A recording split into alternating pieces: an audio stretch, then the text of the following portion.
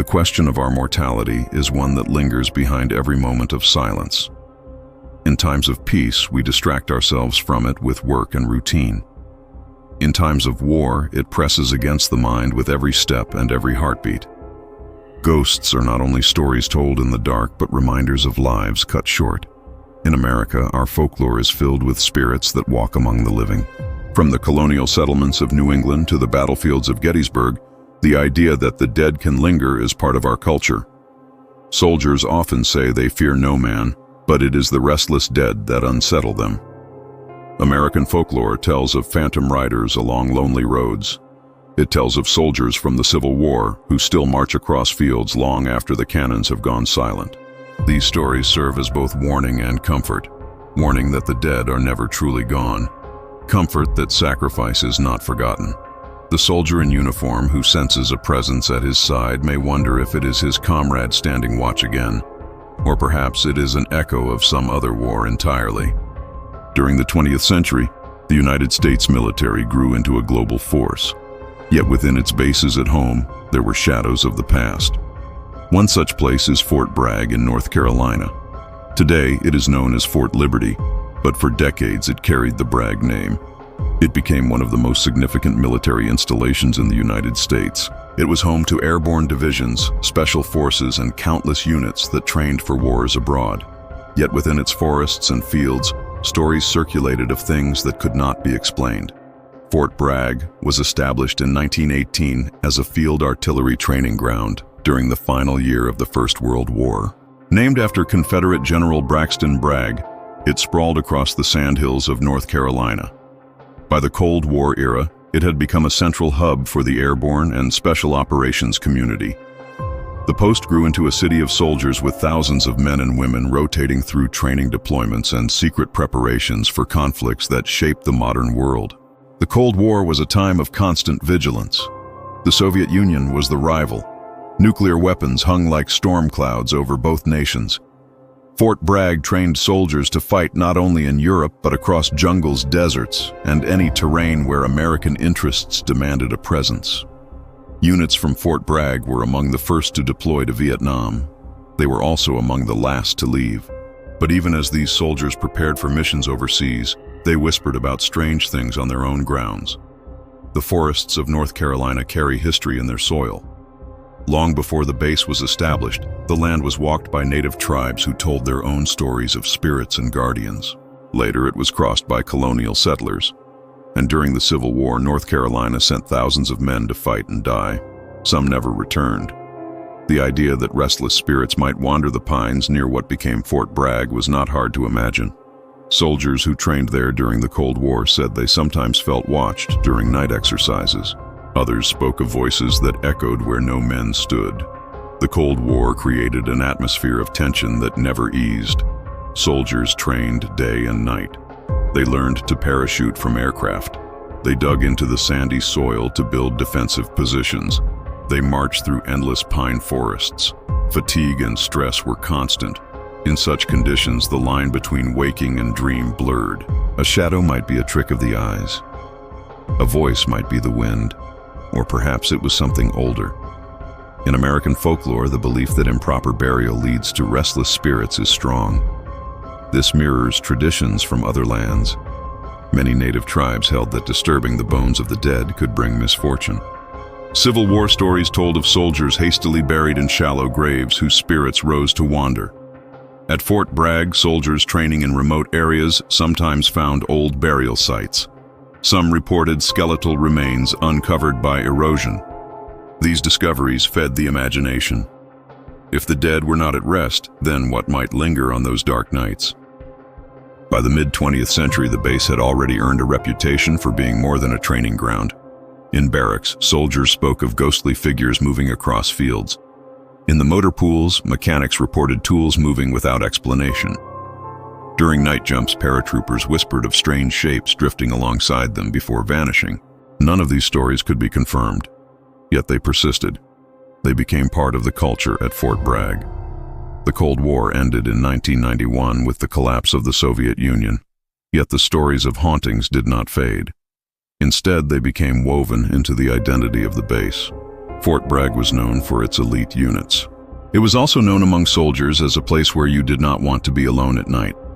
Veterans who served there during the Cold War carried memories not only of grueling training, but of nights when they felt something unseen close by.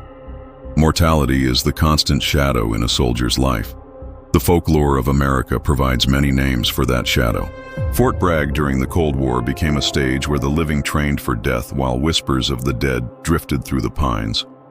Whether hallucination, stress, or something beyond explanation, the stories remain. They are reminders that war does not only haunt battlefields abroad, it also leaves its mark at home. When one listens to these accounts, the line between myth and memory blurs. Some might dismiss them as products of exhaustion. Others believe they are proof that the past never fully disappears. In either case, Fort Bragg stands as a place where soldiers faced not only the threat of global conflict, but the possibility that the dead themselves walked among them. This is where our story begins. The man whose story we will follow cannot be named. For the sake of telling, we will call him David. He was not unlike thousands of other young men of his generation. Born in the late 1940s, he grew up in a small town in the American South. His father had fought in the Second World War. His mother worked long hours to keep the household together. David was raised with discipline and with faith. He attended church every Sunday. He played football in high school. He was quiet but dependable. When the Vietnam War escalated, many young men faced the draft. David had mixed feelings. He wanted to serve his country, but he also feared what waited across the ocean. In the end, the draft board made the decision for him. In 1968, he received his notice. He reported for induction and soon after found himself at Fort Jackson for basic training. The weeks of push-ups drills and rifle ranges were punishing, yet David adapted. His instructors described him as steady. He did not complain. He did not excel either. He was average in ability, but strong in spirit. After basic, he was assigned to Fort Bragg for advanced training. The post was vast compared to what he had known. It was a city of uniforms and rifles.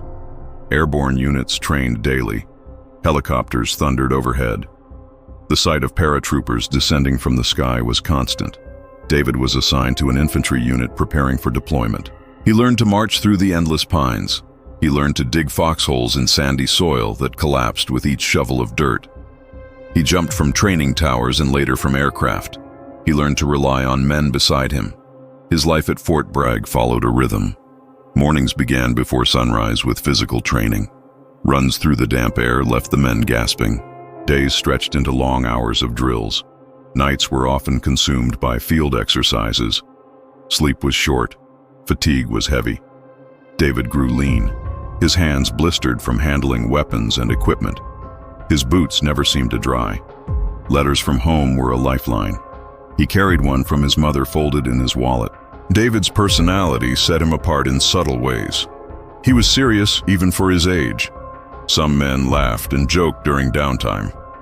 David often sat quietly polishing his rifle or reading a worn Bible he carried in his pack. His comrades teased him for being old-fashioned, yet when things grew tense, they turned to him for calm. He was not the loudest voice, but he carried weight. His unit was composed of men from across the country. There was Johnson from New York, who never stopped talking about the Yankees. There was Miller from Texas, who played guitar in the barracks. There was Rivera from California, who joked even in the rain. Together they formed a small family. They argued, they laughed, they suffered together through mud and exhaustion. Bonds forged in training would carry them into combat if they were called. Fort Bragg during this period was a place of constant preparation. The war in Vietnam consumed attention, but the shadow of the Cold War shaped every exercise. The men were taught that the Soviet Union could launch an offensive in Europe at any moment. They drilled for nuclear attack scenarios. They rehearsed airborne assaults. They trained to fight in jungles, though they stood among Carolina pines. The base itself left an impression on David. The barracks were functional but cold. The motor pools smelled of oil and metal. The training grounds stretched for miles. Yet what struck him most were the nights. In the stillness of early morning, he often pulled guard duty. Standing alone with his rifle, he listened to the wind through the trees. Sometimes he thought he heard footsteps where none should be.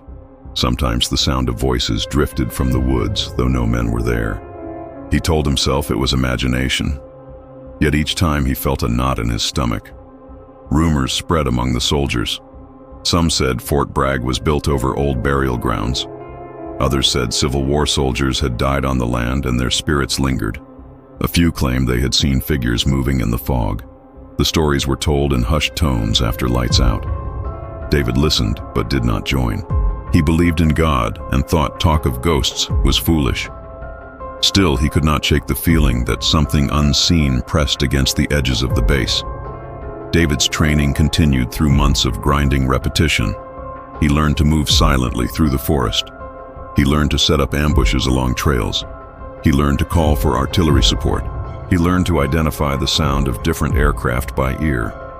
Each skill was drilled until instinct replaced thought. Yet the exhaustion left his mind raw. Nights blurred into days. Dreams merged with reality. The men joked about seeing things in the woods. David smiled, but inside he wondered. As deployment orders grew closer, the pressure mounted. Some men grew reckless, others grew quiet. David prayed more often. His Bible became worn at the edges. He wrote letters home describing training but leaving out the fear. He told his mother he was fine. He told his father he was proud to serve. Inside, he wrestled with uncertainty. The war was far away, yet always present. Each parachute jump, each march through the woods felt like rehearsal for something greater. In this environment, the seeds of what he would later experience were planted. Exhaustion, solitude, and the weight of history pressed against him. Fort Bragg was more than a military base. It was a place where generations of soldiers had prepared for death. Some had left, some had never returned. David could not have known that he would soon witness something that defied all explanation. Something that would change how he thought about life and death forever. The Carolina pines stretched for miles beyond the edges of Fort Bragg. Tall, straight trunks rose like columns. The forest floor was carpeted with needles that muffled each step. Fog often settled low after sunset. The air grew heavy. It clung to skin and uniform. Training in such terrain tested every sense. Sight was limited. Sound carried in strange ways. Shapes shifted with each breath of wind. David grew familiar with the landscape. Long marches through sand and brush hardened him. Yet the nights always carried a different weight. The forest seemed older when the sun was gone. The stillness pressed against the men as if the trees themselves held secrets. Guard duty during those hours was the hardest task. A man stood alone with only his rifle. He watched for threats, but often felt watched in return. One October evening, David was assigned to night watch along the perimeter of a training site. The air was damp. The fog thickened as twilight gave way to dark. He settled into position near a line of pines. The ground was uneven. Roots pushed through the soil. Crickets sang, but their rhythm faded at intervals as if silenced by something moving unseen. David shifted uneasily. The hours passed slowly. He checked his watch. He adjusted the strap of his helmet. He scanned the tree line. The silence deepened. Then came the sound. At first it was faint. Footsteps. Slow, deliberate. They did not match the stride of his fellow soldiers. David froze. He listened. The steps drew closer. He raised his rifle but saw nothing. The fog thickened in pale swirls. His heart pounded. He called out softly for identification. No answer came. The steps halted. A shape emerged between the trunks. At first it seemed like a man in uniform, but the cut of the clothing was wrong. The figure wore a coat that reached to the knees. A tri-corner hat rested on the head. Musket slung across the shoulder. The image belonged not to his time, but to centuries past. David blinked. He thought fatigue played tricks. He rubbed his eyes, yet the figure remained. The ghostly soldier moved forward with a steady gait, the face pale, features stern, eyes hollow yet fixed upon him. The apparition passed through a stand of brush without resistance. No sound came from its steps now, only the whisper of air as if space itself bent around it. David felt his mouth dry. His grip on the rifle tightened. He wanted to shout, yet no words formed. The figure halted a few yards away. For a moment, the two locked in silence. The apparition raised a hand slowly as though in warning. Then it turned. It drifted back into the fog, each movement smooth and unreal. Within seconds it was gone. David stood rigid. His breath came fast. The forest seemed to close in around him. He tried to rationalize. Perhaps another soldier had played a prank. Yet no man at Fort Bragg wore the garb of a colonial soldier. He had studied history. He knew such attire belonged to the era of revolution. The thought chilled him. This land had seen battles long before the base was built. Could it be a remnant of that time? The remainder of his watch stretched like eternity. Every sound carried threat. Each rustle in the brush set his nerves on edge. When relief finally came, he returned to the barracks, pale and shaken. His comrades noticed. They asked if he was sick. He shook his head. He said little. The vision clung to him like a weight. He did not sleep that night. Each time he closed his eyes, he saw the pale face staring back. The following day, training continued as normal. The drills left no room for hesitation. Yet David's thoughts wandered. He replayed the night over and over. The detail of the uniform, the musket, the gesture of the raised hand. It had not been dreamlike. It had been clear, too clear. He told himself fatigue could create illusions. Yet deep down he knew the truth felt otherwise. The forest took on new meaning after that night. Each march through the pines stirred unease. Each foggy dawn brought memory of the apparition. David avoided speaking of it. To admit such a vision risked ridicule. Soldiers valued toughness. Ghost stories belonged to children. Yet silence did not ease the burden. The more he tried to dismiss it, the sharper it became. One evening, as the men prepared for field exercise, David overheard talk near the fire. Rivera spoke of strange lights seen in the woods. Miller mentioned sounds of drums during a march, though no band was present. Johnson laughed and said the land was haunted by old soldiers. David listened in stillness. The others treated it as entertainment, but their words struck him deeply. Perhaps he was not alone in what he had seen. During the next patrol, David's eyes scanned constantly. The fog curled low. The moon broke through branches, casting silver on the ground. He half expected the figure to return. Each shadow suggested movement. Each gust of wind carried whispers. The forest had become more than terrain. It was a realm where past and present overlapped. He could not escape that sense. The official record of Fort Bragg spoke of its role in modern defense. Yet beneath those pages lay older stories. Battles of revolution had swept through North Carolina. Skirmishes between colonial militia and British troops scarred the land. Deserters had roamed the woods. Men had died unmarked. Graves lost to time lay scattered. David now felt those histories pressing against him. The land remembered. The spirits lingered. One night, weeks later, David again drew watch duty. The air was colder. Leaves stirred across the ground. He forced calm into his breathing. Hours passed without event. Then once more he sensed presence. His skin prickled. From the corner of his eye, a shadow moved. He turned sharply. Nothing stood there. Yet the silence felt alive. He whispered a prayer. He gripped his rifle. He waited. No figure appeared that night, but the feeling stayed. He knew the apparition would return. He knew he had been marked by it. David carried the vision with him like a weight. Training went on each day. Drills demanded his full body. Yet his mind drifted back to the figure in the fog. He polished his rifle at night, but his thoughts wandered. He heard the silence of that night watch replayed in his ears. He tried to reason. Perhaps fatigue had twisted his senses. Perhaps the fog had shaped light into human form. But each excuse felt thin. The memory was too sharp. The detail too precise. He began to notice how others spoke of strange events. In the mess hall, men whispered of sounds in the pines. Johnson told a story of hearing hoofbeats while walking between barracks. He swore no horses were anywhere near. Miller claimed he woke one night to the sound of drums. Rivera laughed but admitted he once saw lantern light floating deep in the forest. No patrol was scheduled in that sector. Each tale was brushed off with humor. Yet beneath the laughter, a quiet fear lingered. One night, David sat alone on his bunk. Miller strummed his guitar softly. Rivera told a joke. Johnson argued over baseball scores. The normalcy of barracks life filled the room. Yet David stared at the floor, lost in thought. He wondered if he should tell them, if he should describe the colonial soldier who raised a hand in warning. He held back. To speak it aloud would make it real. Silence kept it contained. Still, the past pressed closer.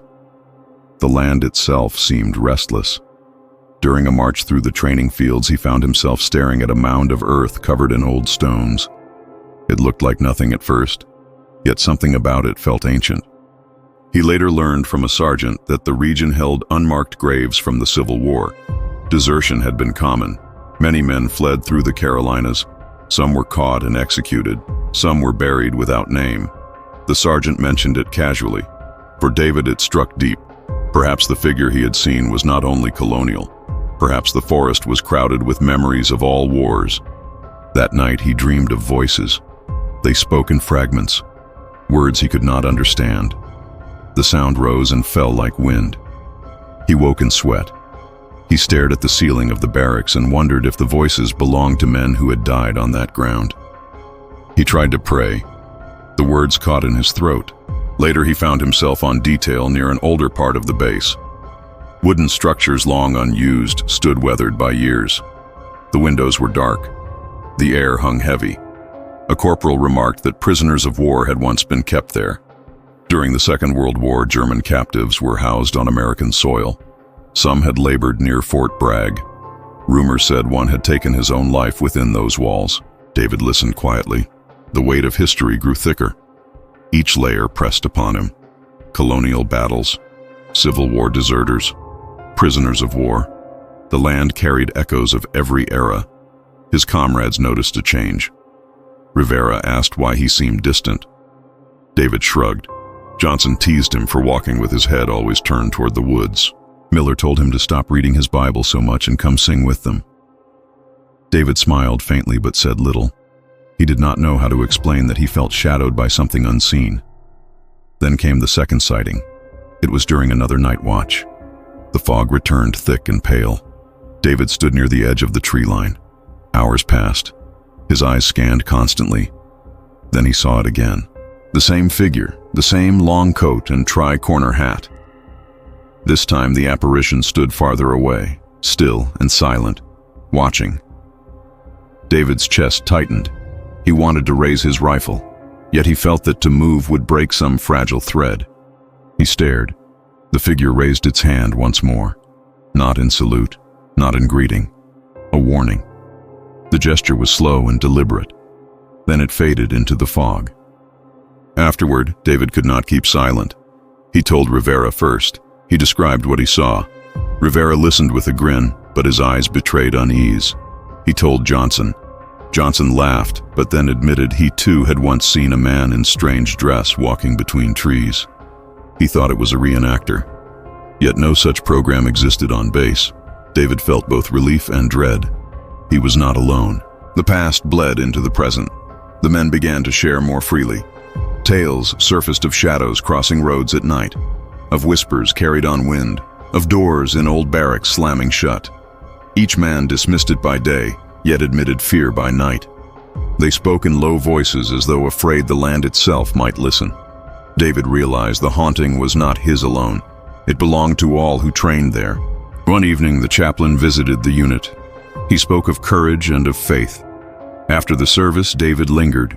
He asked the chaplain if spirits could walk among the living. The chaplain paused. He said that history leaves scars, that some places hold memory like a wound that never heals. He urged David to pray for peace. David nodded but knew the words would not quiet the forest. As weeks passed, the sightings did not stop. David saw flickers of movement at the edge of vision. Sometimes he heard faint drums in the night. Other times he smelled smoke, though no fire burned. He wondered if exhaustion created hallucinations, yet the consistency of detail argued otherwise. Each vision tied to a past era of battle, colonial, Civil War, even hints of more recent wars. Fort Bragg seemed built upon a foundation of restless souls. The men began to call the place cursed half in jest. They joked that the ghosts were training beside them, but beneath the humor the fear grew real. Some carried talismans, crosses, lucky coins, even small carvings sent from home. David held to his Bible more tightly than ever. The forest became a theater of the uncanny. Night patrols felt like journeys through 2 centuries at once. The living marched with rifles. The dead drifted in silence. David stood between worlds. Each step pressed deeper into mystery. He no longer doubted what he had seen. The question now was why. Why had the apparition shown itself? Why had it raised a hand as though to warn? The answer did not come. Mortality had been a subject David thought he understood. Soldiers are trained to accept the nearness of death. They are told to fight with honor. They are reminded that their time may end in the field. Yet none of that training had prepared him for the question of what lingers after. The apparition forced him to confront a truth he could not name, that the dead did not always rest, that the land itself remembered. Days turned into weeks. The training cycle pressed on. David moved through drills with his unit. He ate in the mess hall. He marched through the woods. He cleaned his rifle until it gleamed. Outwardly, he was the same. Inwardly, he was changed. He felt each shadow carry weight. Each gust of wind sounded like a voice. Each night he lay in his bunk and wondered if the next watch would bring another sighting. The men spoke less openly now. The stories had grown too frequent. Rivera stopped joking about ghosts. Johnson crossed himself before night duty. Miller strummed his guitar softer. The barracks seemed quieter. Even laughter carried unease. The line between jest and dread had blurred. David found himself drawn to the edges of the forest even when not assigned there. He walked alone during breaks. He studied the pines as if searching for meaning. He noticed old stone markers half buried. He found rusted metal fragments in the soil. Each discovery whispered of lives lived before. He began to believe the spirits sought recognition, that they did not appear at random, that they revealed themselves to those willing to see. One night he was assigned to guard near the old training grounds. The fog was heavier than usual. It rolled across the ground in pale waves. The moon hid behind clouds. The silence was oppressive. David gripped his rifle and steadied his breath. He whispered a prayer, though his voice trembled. Then it came. The figure emerged from the mist, clearer than before, the same coat, the same tri-corner hat, the same hollow eyes fixed upon him. David felt both terror and calm. The fear of the unknown mingled with the sense of inevitability. He raised his rifle halfway, then lowered it. The weapon felt useless. He knew this was not an enemy of flesh. The apparition stepped closer, each movement smooth as though gliding. It stopped a few paces away. David's heart pounded so loudly he thought it might shake the air. The figure lifted its hand once more. For a moment David thought it would vanish again, but then the lips moved. The voice was faint, yet carried weight, a whisper that seemed to echo from deep within the ground. The words were simple: "Leave us to the earth." David staggered back. The phrase cut into him. It was not threat. It was not plea. It was command. The weight of centuries spoke through those words. He felt the sorrow of battles fought, the grief of men buried without honor, the despair of spirits bound to soil. He wanted to answer. He wanted to promise peace. Yet no sound came. His throat locked. The apparition lingered for a moment longer. Its eyes held his. Then it turned. It dissolved into the fog like smoke drawn into night. The forest returned to silence. David stood frozen. His hands shook, his breath ragged. He knew he had been given something rare and terrible, a message not meant for the living. When relief arrived, he said nothing. He returned to barracks with pale face and hollow stare. His comrades asked what he had seen. He shook his head. He offered no story. Some pressed him, others let it go. Deep down, they knew silence carried its own answer. In the days that followed, David kept the words close. "Leave us to the earth." He repeated them in his mind. He thought of the layers of history beneath Fort Bragg. Colonial soldiers who had marched and died. Civil War deserters who had fled through the pines. Prisoners of war who had labored far from home. All of them lost to time, yet none at rest. The land was heavy with their presence. David wondered if his own name might one day be added to those whispers, if he too would linger in fog. He prayed it would not be so. He prayed his soul would find peace. Yet he carried doubt. Once you have seen the Restless, you cannot easily believe in final rest. Years later, he would leave Fort Bragg. He would carry on with service. He would never speak of that night openly. Only in quiet moments would the memory rise. The pale face, the raised hand, the whispered phrase. It haunted him more than combat ever would.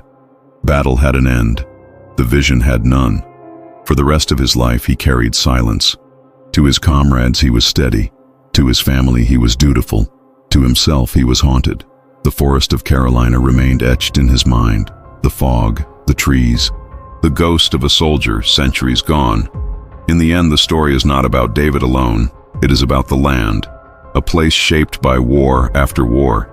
Each generation left marks, some visible, some unseen. Fort Bragg became more than training ground. It became a graveyard of memory. The living marched above the dead whispered to the living. Mortality is not only about the end of life, it is about what remains when life departs. A body buried, a name forgotten, yet the spirit restless. David came to understand that truth in the most direct way. He looked upon the face of history not in books but in fog. He heard its voice. He carried its demand. Leave us to the earth. Those words remain. They echo still among the pines of Fort Bragg, spoken by no living tongue, heard only by those who stand alone in the silence of night, those who listen, those who cannot turn away. And so the story ends not with certainty, not with closure, but with silence. The kind of silence that waits after the last word has been spoken. The kind of silence that carries weight heavier than any sound. Don't just watch, join us. Subscribe for the next horror story.